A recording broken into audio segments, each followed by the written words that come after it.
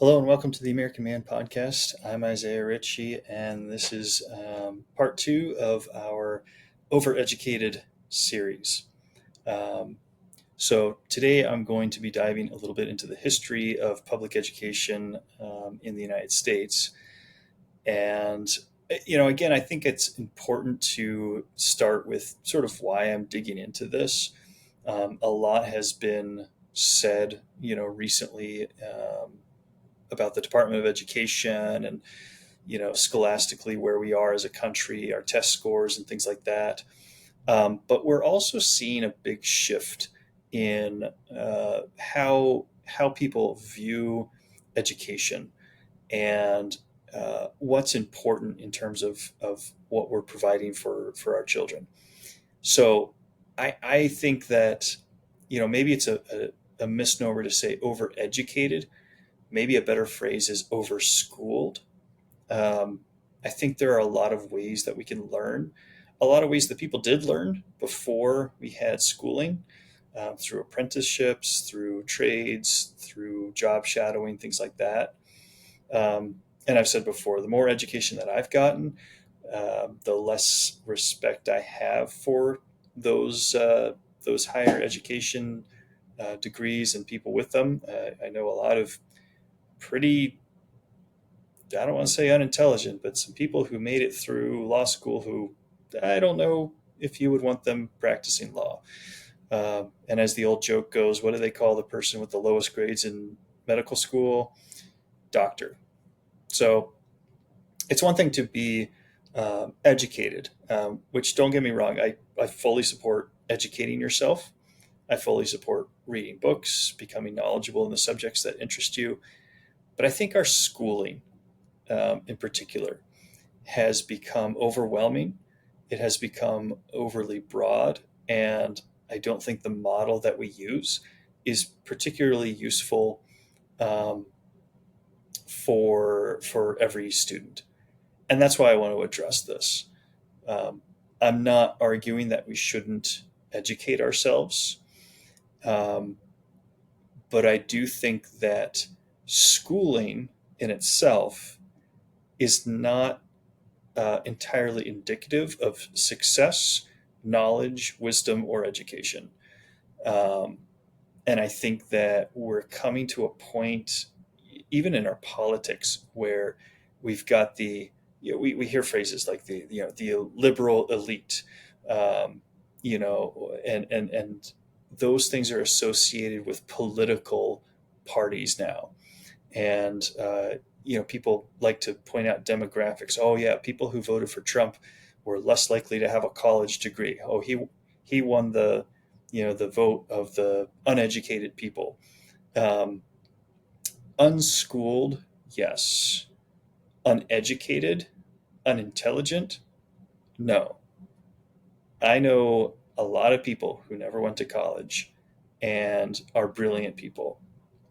I work with farmers, with business owners, people who know more about their trade or their industry, factory workers, tool and die workers, people who know mechanics, engineering, um, auto, repair, things like that. Highly, highly intelligent people. They don't have as much schooling, but that doesn't make them any less intelligent, capable, or you know, able to make sound decisions. So that's why I'm digging into this. And so with this part, I wanted to kind of address how did we get to the system we have today? So early in the 1600s, before we even existed as a country, that's when the first school in 1635, the Boston Latin School, became the first school in the colonies. It's considered to be the nation's oldest public school. Um, Before that, there was private education. There were tutors, and it was for a long time. And this is not until recently when education was an upper class thing. Schooling in particular, was an upper class privilege. Um, and it had always been that way. The people who were educated would have been, the children of royalty and the children of the upper class, the children of the wealthy, the merchants, the people with resources. And it was private tutors, and it was private schooling. So before this, we did have schools, we did have educations, but not public schools. Um, so after a couple hundred years, we got we did get some, in the 1700s, some more. They were called common schools. Um, you still had to pay for them, um, but they were more common.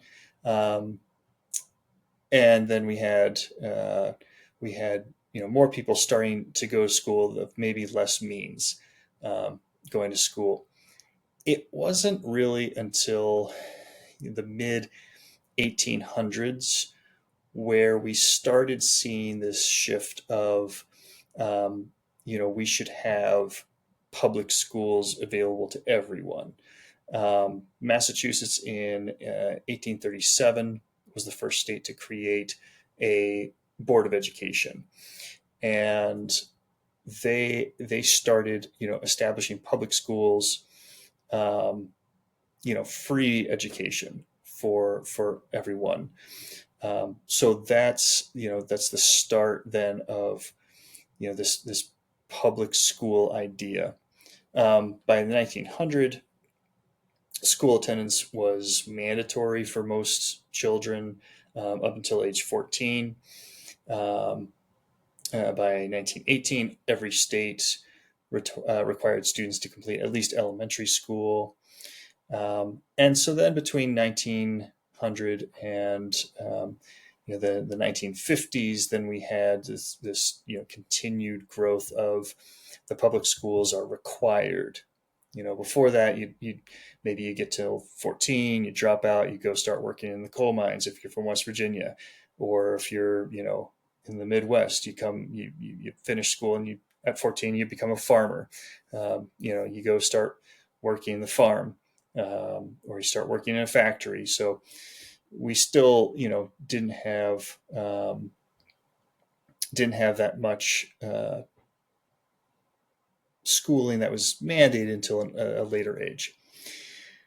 And then, of course, through the 50s, 60s, 70s, then we had a lot of integration. We had Brown versus the Board of Education. We had integration of public schools. Obviously, we had the racial issues there, and that ended segregation, which, of course, then there were other ways that people tried to get around Board of Education, Brown versus Board of Education, things like that. Until then we get to 1980. 1980, I believe it was 1980s when the United States Department of Education was created. So there we start seeing much more federal involvement between the United States Supreme Court ruling in Brown versus Board of Education, and then we have a number of laws enacted, and then the United States Department of Education. We see the federal government sort of coming in and standardizing, providing funding for schools. We did see some school choice in the 80s. In the 80s, we also saw homeschooling becoming legal in more states. That was not always the case. Homeschooling was not always legal. There was times when it was, actually you had to go to public school. Let me just check that. In the United States, homeschooling became legal in all 50 states in 1992. So, it has kind of a strange background. I mean, back in the 1800s, 1700s, homeschooling was the only way that most people got educated. And then it became illegal to homeschool once the states took over and started mandating. And then it took, until the 1980s and 90s when it actually became legal again. So we've kind of come full circle on homeschooling around the 80s and 90s. So after that, obviously, then we've seen more and more federal involvement in education. We had the No Child Left Behind in 2001. We had the Common Core. We had the Every Student Succeeds Act. And that kind of takes us to where we are today. So, as you can see, the idea of public school, I mean, in historical terms, is relatively new, relatively novel idea that we should have public schools that everyone is free to attend. Um, and I'm not disagreeing with that. I think that we have taken the model, as it grows and grows and grows, and particularly once the federal government gets involved, it becomes so standardized. And um, that's just not how people are wired. So many people learn in different ways, and being able to sort of lock onto those children who need maybe hands-on versus reading versus speaking, the Socratic method. I think it's difficult to say that no, we've found out this one model that works for everyone, and we should just apply it to everyone. Um, that's why I wish there was more school choice. I wish there were more private schools that offered alternatives. Um, and it's unfortunate that that I'm a strong believer in the free market, right? And teaching unions, um, public authority, the governmental authority to sort of run schools has really dampened, I think, the creativity in how we teach. It has, monopolized the market of how do we teach our children.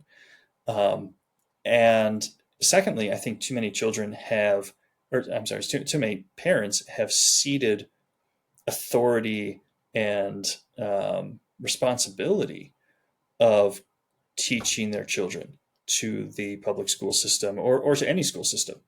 I don't care if your kids are going to public school, private school, religious school, whatever it is. Um, you can't count on that being their sole guidance in life. And I think too many parents do rely on schools as basically a babysitter, while the parent just, does whatever it is that they're doing, whether it's work or going about their day. I think we spend too much time just saying, oh, the schools, I'm sure they're just going to teach our kids what they need to know. That's an assumption that we're making, and we're just going off of that. Unfortunately, I think that, as our, first of all, with unions and we've got things like tenure, and it's more and more difficult to, remove a teacher. I personally had teachers who had, in high school, who had certainly tuned out.